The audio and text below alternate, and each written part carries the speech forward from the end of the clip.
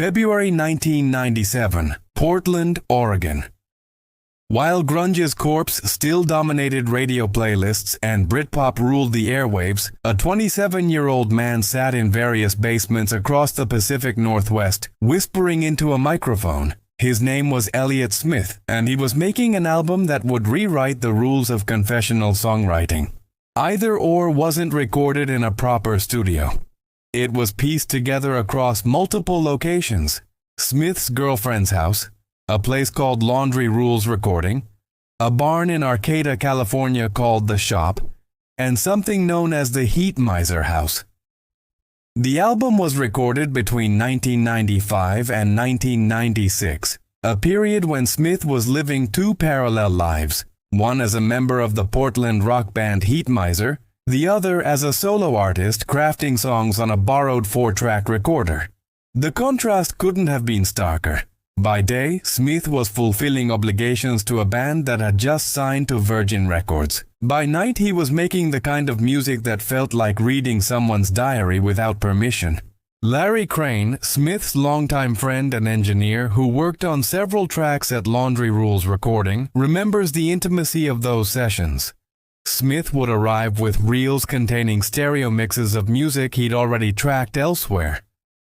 On July 25, 1996, they recorded 6 vocal takes for Pictures of Me, using Crane's Tascam 38 tape deck, the same model Smith owned but couldn't use because his Mackie mixing board was broken. The recording process for Either Or was defined by necessity and constraint. Smith played nearly every instrument himself: guitar, bass, drums, keyboards. He used his signature double-tracking technique on vocals, creating that distinctive sound where his voice seemed to exist just inches from your ear, like he was sharing secrets meant only for you. Producers Rob Schnapf and Tom Rothrock, fresh off their work with Beck on Mellow Gold, were brought in to help mix the album. They'd go on to work with Smith on future projects, but Either Or marked the beginning of a creative partnership built on respect for Smith's lo-fi aesthetic. Tom Rothrock later reflected on the process, describing how it sometimes felt like they were recording purely for their own enjoyment. With just themselves and the trees surrounding the barn in Arcata, there was no pressure, no label breathing down their necks, just 3 people trying to capture something honest. The album's title came from Danish philosopher Søren Kierkegaard's 2-volume work of the same name, a book dealing with existential despair, angst, death, and the nature of choice. It was the perfect encapsulation of Smith's artistic philosophy. Life is a series of impossible decisions, each one weighted with consequence and regret. To understand Either Or, you have to understand the civil war happening inside Elliott Smith during 1995 and 1996. Heatmiser had formed in 1991 when Smith and Neil Gust met at Hampshire College in Massachusetts. They'd moved to Portland and built a following playing the kind of melodic, abrasive rock that defined the Pacific Northwest in the post-Nirvana era. By 1995, they'd signed to Virgin Records, a major label deal that should have been the dream. But Smith was already drifting away. While Heatmiser worked on their 3rd album, Mike City Sons, Smith was simultaneously pouring himself into his solo work. The band had rented a house in southeast Portland specifically for recording Mike City Sons, and they'd bought their own equipment with Virgin's money. They were paranoid about maintaining creative control, holding out for a year to get the terms they wanted. But Smith's heart wasn't in it anymore. Neil Gust later recalled watching Smith drift away during this period. Smith had gone on unemployment benefits after losing a bakery job, and instead of looking for work, he spent a year doing nothing but recording at his girlfriend's house. His creative process exploded. It was amazing to watch, Gust said, but also intimidating. The tension was palpable. Smith and Gust had once been creative partners, but now Smith was saving his best songs for his solo albums. When you're in a band and one member is clearly more invested elsewhere, the cracks become impossible to ignore. The breaking point came in the fall of 1996. Heatmiser dissolved just before Mix City Sons was released. Smith later described it as watching himself put his paw in a bear trap. The band had signed a contract with a clause about leaving members. If the band dissolved, Virgin could keep individual members under the same terms without their consent.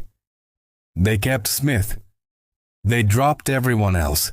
Smith told friends the label had essentially admitted they'd signed Heatmiser hoping exactly this would happen. They wanted Elliott Smith the solo artist, not Heatmiser the band. Years later, Neil Gust would say that the last time he saw Elliott before his death in 2003, Smith expressed interest in making another Heatmiser album. But in 1996, Smith needed to escape. He needed to make music that sounded like himself, not like someone trying to be heard over screaming guitars and pounding drums. Smith once explained his aversion to loud music by referencing his childhood. When you grow up around yelling and screaming, the last thing you want is to be in a band where everybody's yelling and screaming. So he chose to whisper instead. In 1997, indie rock had a volume problem. The post-grunge landscape was still dominated by loud, distorted guitars and howling vocals. Even the quieter alternative acts were competing for airspace, trying to be heard above the noise. Against this backdrop, Elliott Smith's decision to scale down was almost radical. Either Or opens with Speed Trials, and immediately you notice something unusual about the production. The drums have what Arlo Parks, a contemporary artist who has an Either Or tattoo, describes as a floppy quality. Nothing sounds polished, everything sounds human. This was intentional. Smith had studied the Beatles obsessively, particularly their work on Abbey Road with its Baroque arrangements and complex structures, but he was also deeply influenced by Nick Drake's finger-picked melancholy and the confessional directness of Bob Dylan. Smith's father had taught him to play Dylan's Don't Think Twice, It's All Right as a child. The album builds a bridge between Smith's previous lo-fi work on Roman Candle and his self-titled second album, and the more ambitious, fully orchestrated albums he'd create next with XO and Figure 8. Songs like Alameda and Say Yes retain that intimate four-track feel. But tracks like Cupid's Trick explode with distorted guitars and feedback, while Rose Parade incorporates layered vocals and a fuller band sound. Smith was teaching himself to arrange as he recorded, experimenting with bass lines, drum patterns, and keyboard textures. Most crucially, he was perfecting his vocal double-tracking technique, recording his voice twice so it created a ghostly, intimate effect that made listeners feel like Smith was singing directly into their ear from just inches away. The lyrical content on Either Or walks a tightrope between devastating and redemptive. Between the Bars is ostensibly about alcoholism, but Smith's metaphorical dexterity makes it read like a love song to destruction itself. Pictures of Me contains some of his angriest lines.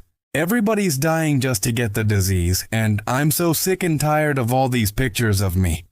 Larry Crane, who knew Smith well, has repeatedly emphasized that people make a mistake assuming all of Smith's songs are confessional. Their parables and observations, allegory and recurring characters.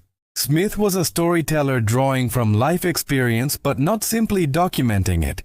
Stephen Thompson of the AV Club noted that Either Or marked a thematic transition for Smith, with more brightness and pop sensibility compared to his previous work.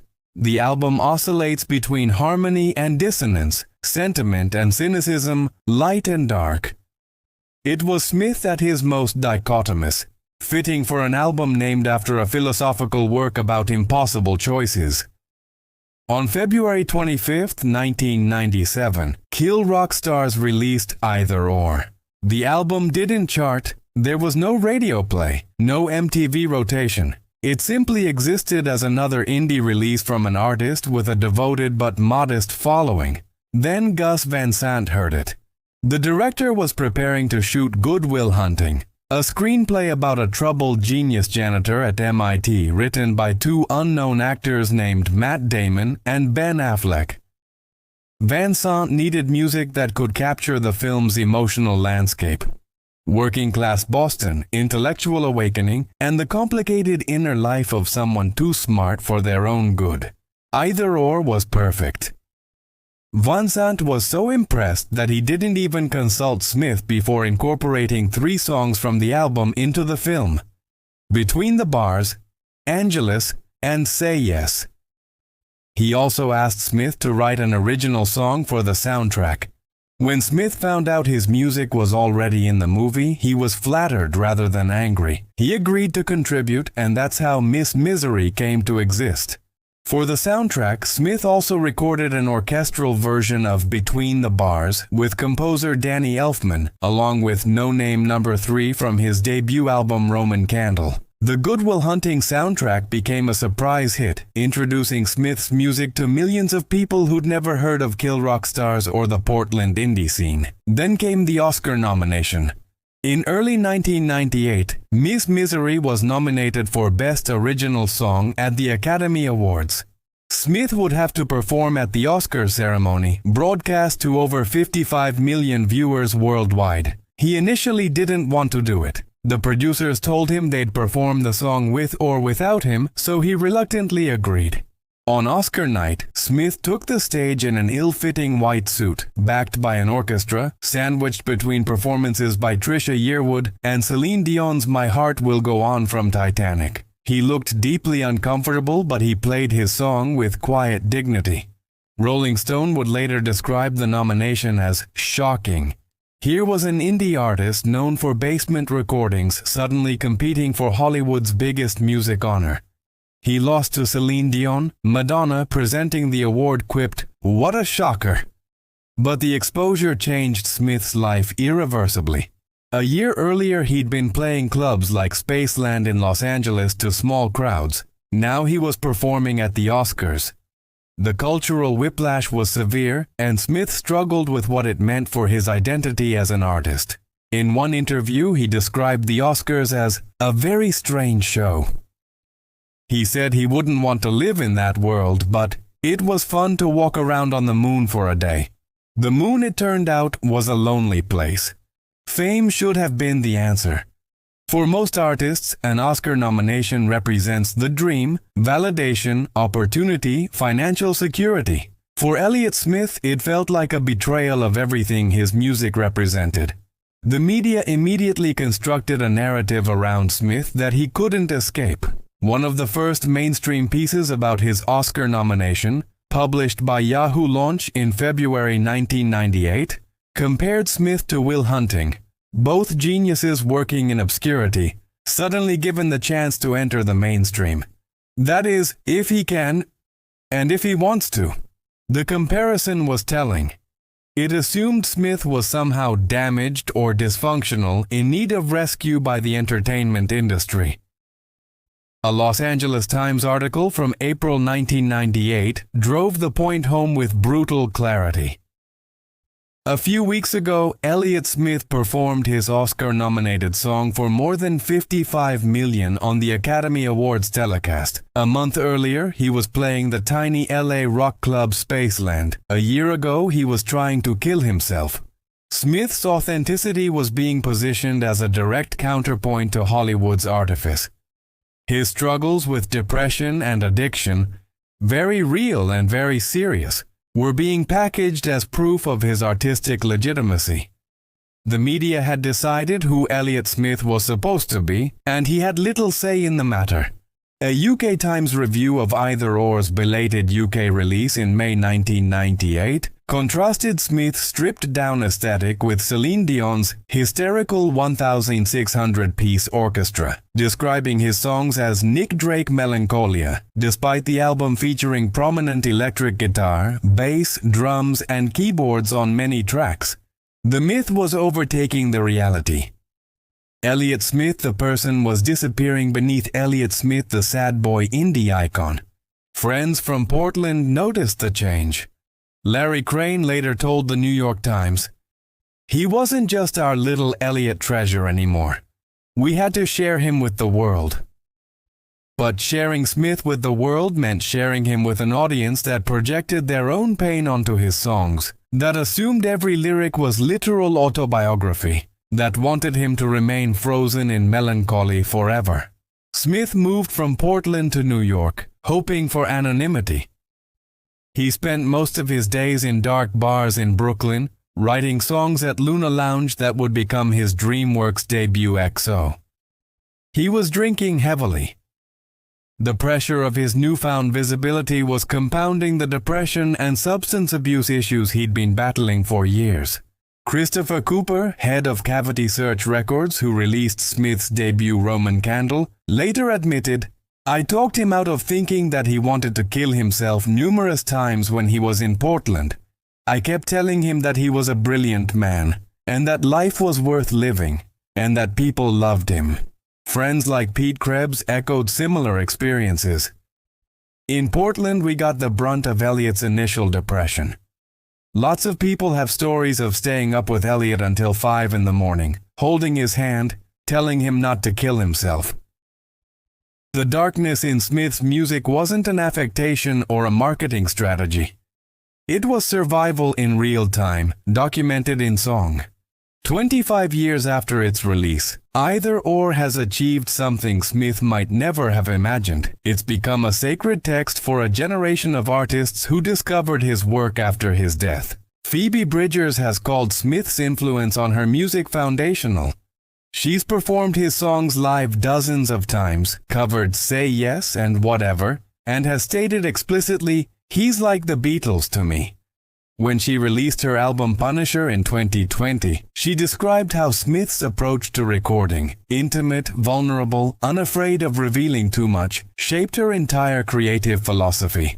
Bridgers has also said something more pointed. "If someone doesn't like his music, I actually feel like I'm not going to agree with them about anything. It informs everything I like."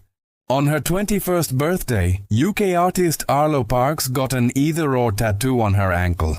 "I know a lot of people, a lot of artists, with Elliott Smith tattoos," she told Apple Music. "I see him almost as this presence that follows me. When I'm in the studio, almost every time I'll think of him. What would he do, or how would he approach the story I have in my head?" Parks describes the album's production aesthetic as something she carries into her own work. The wonkiness, the intimacy, that sense of keeping things small and personal even when you have access to bigger studios and better equipment. Julian Baker credits Smith's song Needle in the Hay, featured in Wes Anderson's The Royal Tenenbaums, with teaching her that vulnerability in songwriting was a strength rather than a weakness. Her own music explores internal struggles and existential questions with the kind of unflinching honesty Smith pioneered. Big Thief's Adrian Lenker discovered Smith as a teenager through a boyfriend. "It just inspired me and blew my mind and still does," she told Pitchfork. The poetry on that record and also just the sonic quality. It's so organic and raw but somehow also so soothing. Even artists working in different genres acknowledge Smith's influence. Frank Ocean listed Smith as a contributor and influence on his album Blonde. Though Ocean's sound differs significantly from Smith's indie folk aesthetic, the lyrical vulnerability and introspective quality connect them across genres. The influence extends to production techniques too. Smith's signature double tracking of vocals, creating that intimate, whispered quality, has become standard practice in indie and alternative music.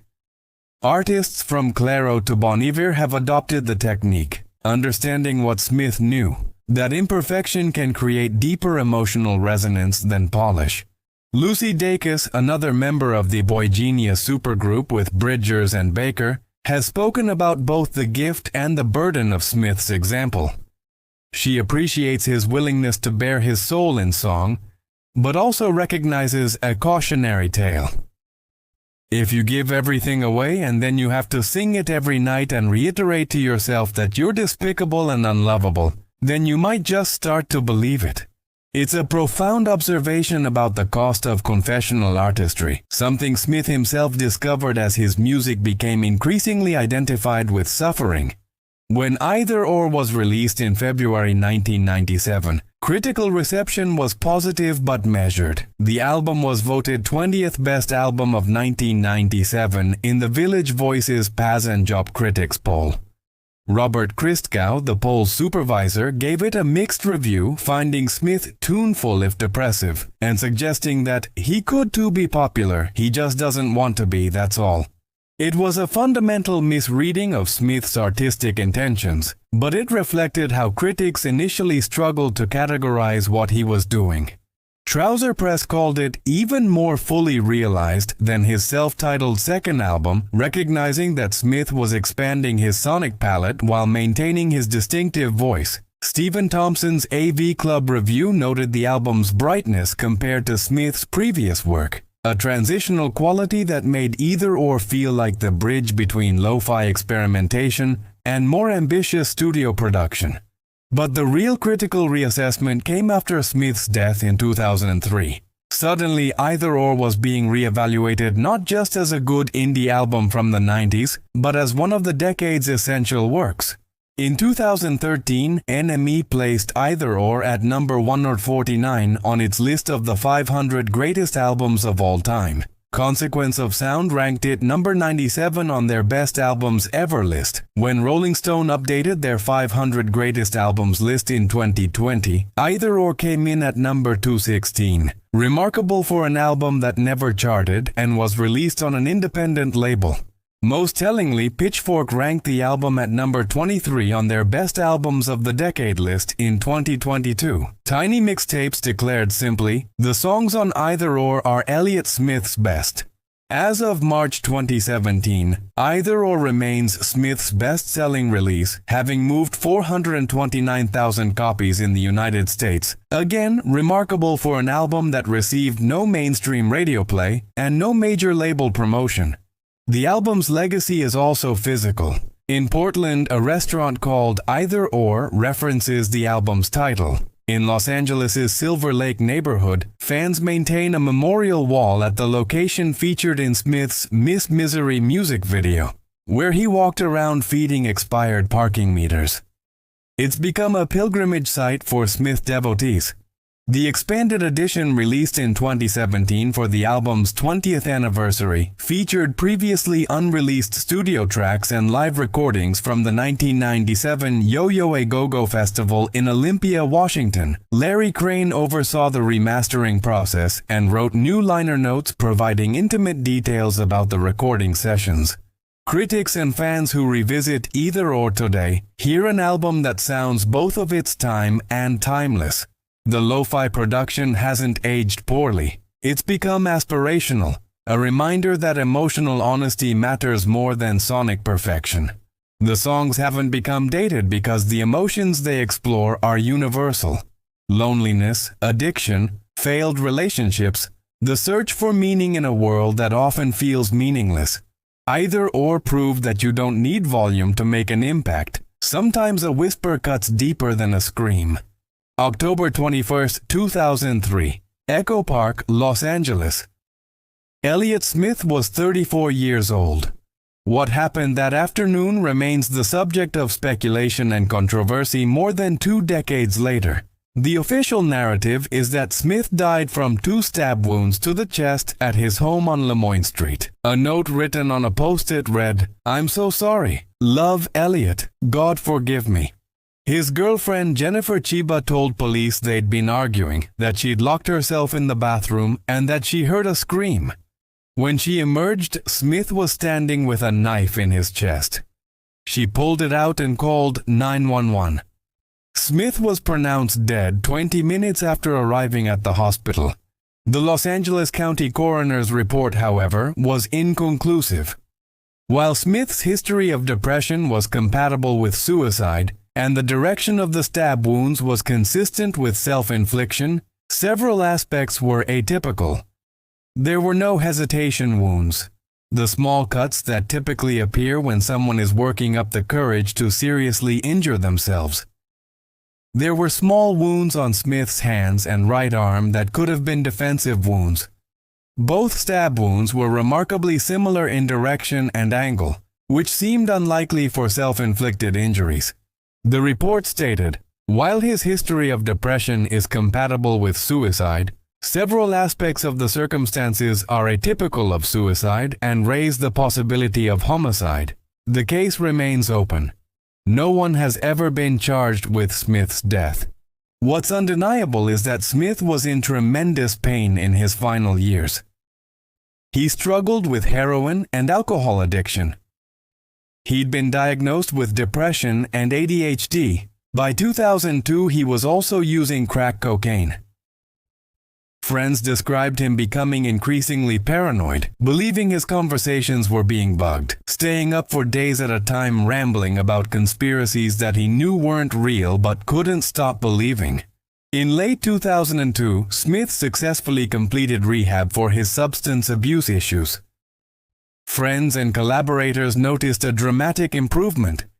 He started playing occasional shows again.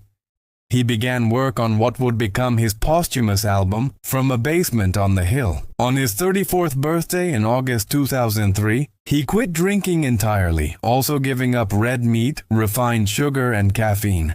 But he also began weaning himself off psychiatric medications. Some friends worried this was happening too quickly, that he was trying to face his demons without the chemical buffer that had been keeping them at bay.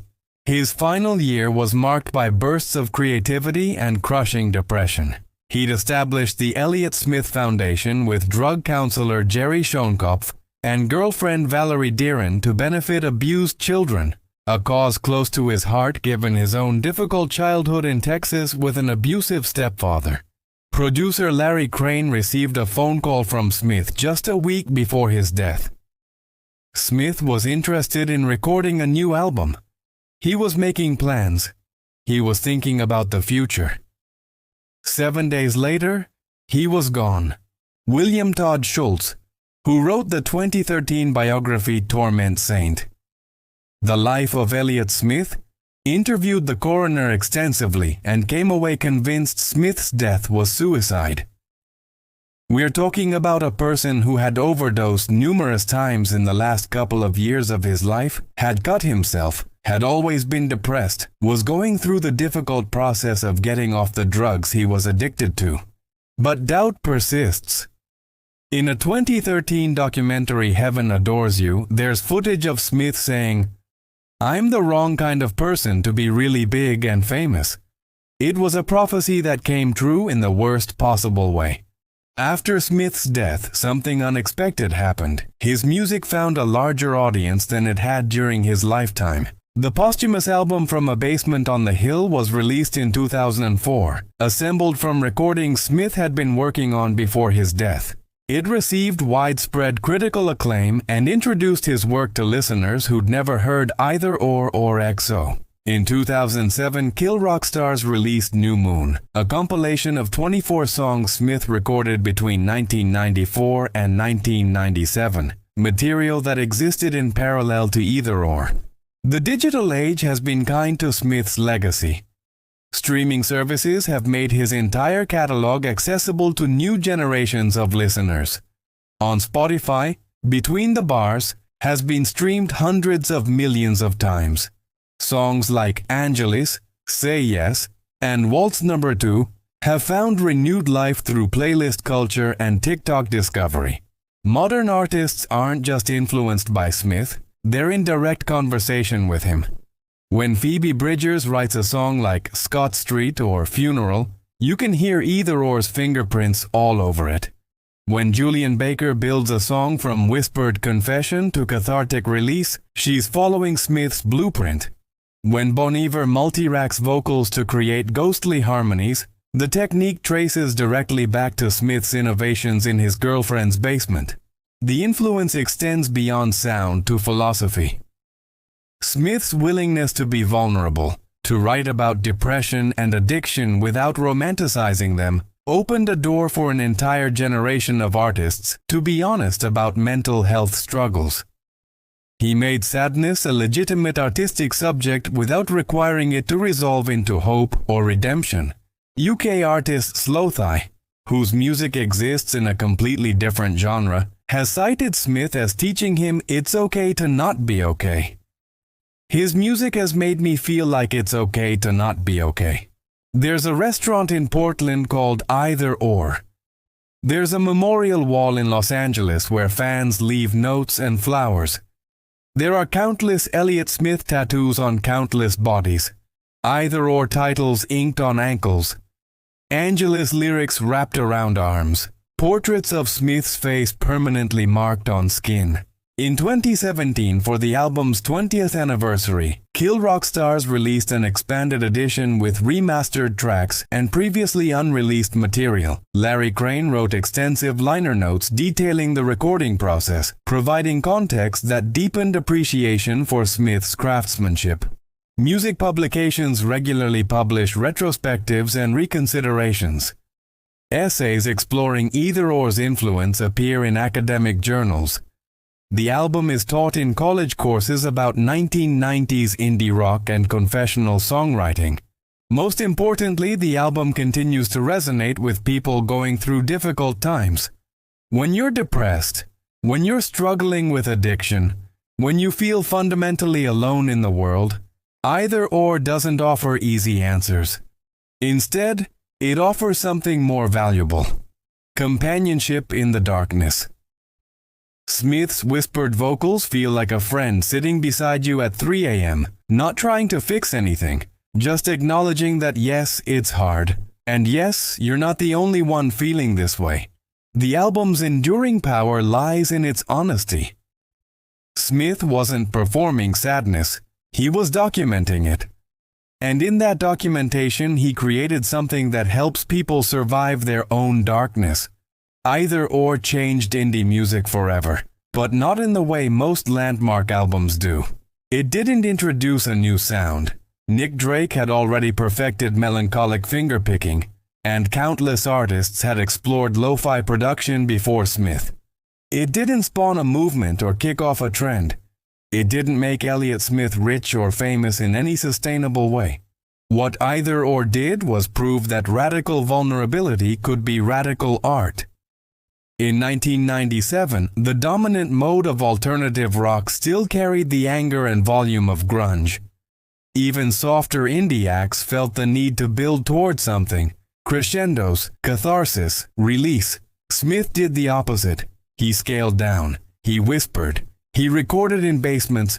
He turned intimacy itself into an aesthetic choice. The album demonstrated that you could make powerful music without raising your voice. That confession could be craft. That sadness didn't need to resolve into hope to be valuable. That an artist working alone with minimal equipment could create something as emotionally resonant as anything produced by a major label with unlimited resources. Either-or taught a generation of musicians that the most universal art often comes from the most personal places.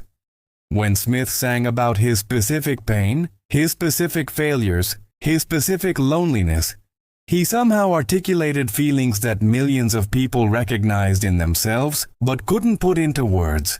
The album's legacy is visible everywhere in contemporary indie music. The bedroom pop genre essentially begins here. The sadcore aesthetic that dominates modern alternative music traces directly to either-or. Even artists who've never listened to the album are influenced by artists who were influenced by artists who learned from Elliott Smith that vulnerability was a form of courage.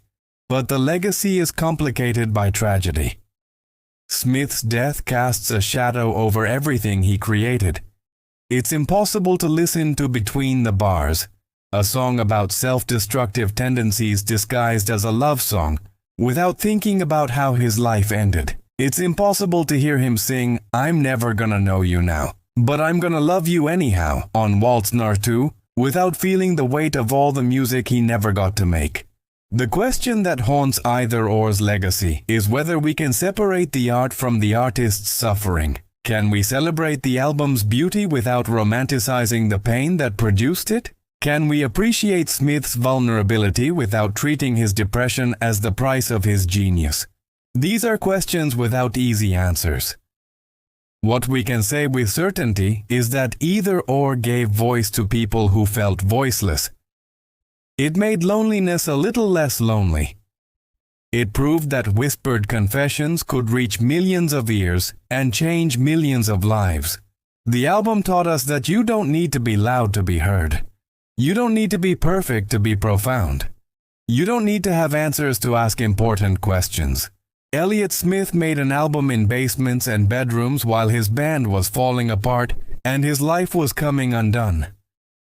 He poured his heartbreak and confusion and fear into 12 songs recorded on borrowed equipment.